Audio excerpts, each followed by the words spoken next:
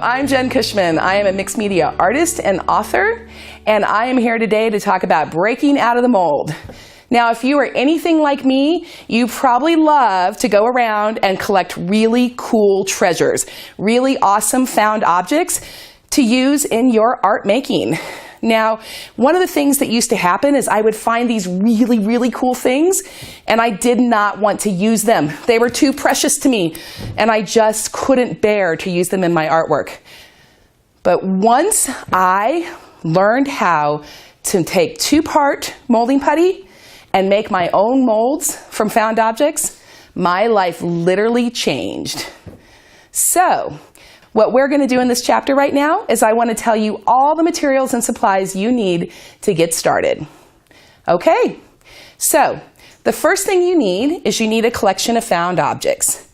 Now these can be anything from natural objects such as shells, old keys. You can actually have large found objects that are very, very detailed and full of all kind of intricate detail and other things that you can do that are perfect because the molds will get in there. You can find things at the thrift stores that other people have thrown away and cast out that are really so ugly, but it doesn't matter because you get to transform them.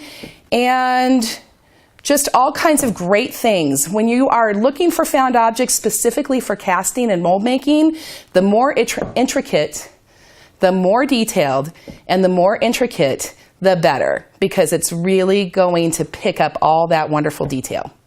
So in addition to found objects, you're going to need to have molding putty. The molding putty is a two-part putty, and we'll get into that a little bit more later. And you're going to want to have resin. I use ice resin. It's a jeweler's grade resin, and it's thicker. It takes the molds really well, and it never yellows or fades, which is one of the things I like as a jeweler's grade resin. You can also use epoxy clays. They're two-part epoxy clays. There's a couple of brands here. There's Avis Epoxy Sculpt, or there's a Fix-It clay. Whatever it is, it's just a two-part resin clay.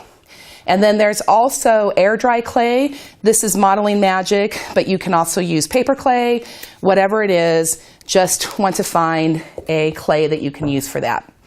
You're also going to want to have items to color with later and to add life to your molds. And so what you're going to want there is you're going to need some acrylic paint, some glitter to put into the resin, and then you're also Gilder's paste. That's my secret weapon, and we'll talk much more about that later, but I love the Gilder's paste.